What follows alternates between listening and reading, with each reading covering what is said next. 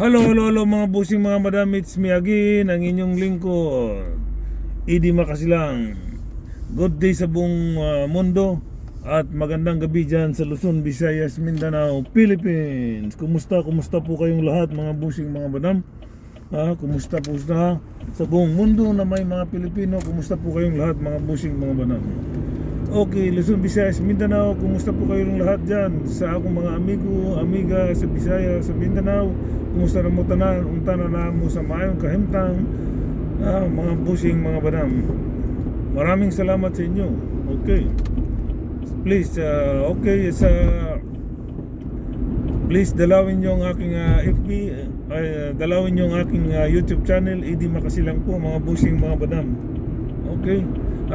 Mag-subscribe kayo dun sa aking YouTube channel at click ang notification at pag nakita nyo yung all, tuldukan nyo lang yan po mga busing mga madam. Okay, ang aking YouTube channel, Idi Makasilang po mga busing mga. Once again, maraming salamat sa inyo. Sa aking FB, maraming salamat sa aking mga followers. Okay, at we love you all. Sa mga hindi pa po nag-follow sa aking FB, please follow, like and share at comment din po kayo at aking babasahin. Magre-reply po naman ako mga busing mga badam. Ito na naman ako, nagbibigay aliw sa aking kapwa mga ka-PBB at nagbibigay ng sama ng loob sa mga didilis mga busing mga badam. Okay, pag-uusapan natin tong si Marcolita. Kasi ayon sa aking kaibigan dyan sa Pilipinas, itong this week o next week ay isasampa na yung kaso niyang plunder sa Sandigang Bayan. Kapag kasi nasampa na yan sa Sandigang Bayan kaso na yan, ora mismo may warrant of arrest na yan katulad yung nangyari kay Jingo Estrada, kay Bong Revilla, di ba? Pag sinampa na sa Sandigang Bayan ora mismo may warrant of arrest na kagad. So gano'n ang mayayari kay Marcolita pagka naisampa na sa kaso ng ombudsman ang kaso ni Marcolita na plunder. So that's it. Warrant of arrest na kagad ang susunod mga busing mga badam. So ang sabi niya, sumawala yung katigasan niya. sobrang kung kasi sobrang yabang niya. Akala niya siguro walang magsasanto sa kanya. Yeah, oo, nakalusot siya sa Comelec kasi nga ang sabi ng Comelec, yung time na yun hindi pa naman siya kandidato na bilang senador. Okay, nakalusot siya dun sa kaso sa Comelec. Pero hindi siya nakalusot sa ombudsman. Ang mali kasi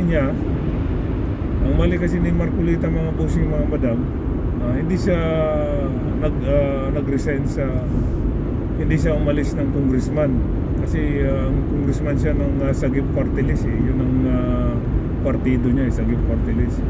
So hindi siya umalis na bilang pagka-congressman, so isa pa rin siyang lingkod bayan.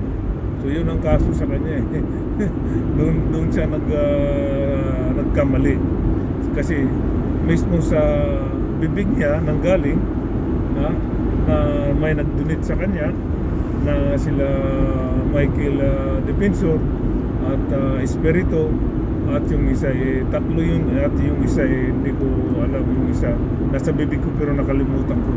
So tatlo yung nag-donate sa kanya yung time na yun bilang isa pang congressman. So umabot ng 75 million. So pasok sa plunder. So anim na klase kasi yung plunder mga busing mga madam So doon siya pasok sa anti-money laundering. Yung doon siya pumasok So yun na. Bahala siya kung paano siya makalusot doon. Di ba? Lusutan na lang niya. Sana makalusot siya. Ang problema yan, plunder na yan walang non-billable yan. Di ba mga busing mga madam? So yun ang mayayari sa kanya. Ang sabi ng mga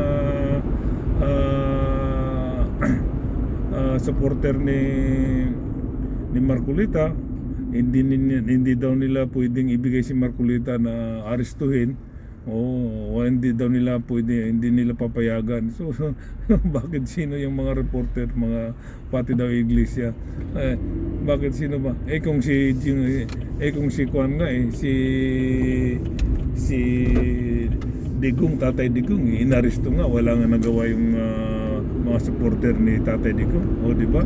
Kung si Kwan nga, si Bong Revilla, supporter, wala nga rin nagawa yung mga supporter niya. Kung si Jingo Estrada nga, wala rin nagawa yung mga supporter niya. Kung si Gloria Diaz nga, di ba? Wala rin nagawa si mga supporter ni Gloria Diaz.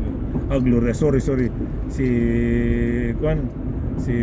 Gloria Macapagal Arroyo. Sorry, hindi po si Gloria Diaz.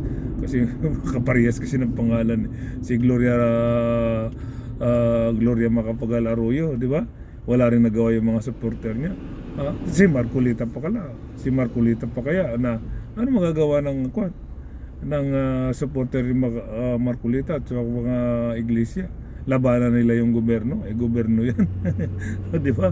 So maghintay na lang tayo pagka na sabit na yung kaso ni Marcolita na plunder. That's it. And then susunod, irarapol yan sa Sandigang Bayan. Pagka narapol na yan, that's it. Ora mismo, bababa na yung warrant of arrest niya. So, goodbye na lang sa iyo. Good luck na lang sa iyo pala, Marcolita. Good luck na lang sa iyo, Senador Marcolita. Okay? Yan ang sobrang ingay mo eh.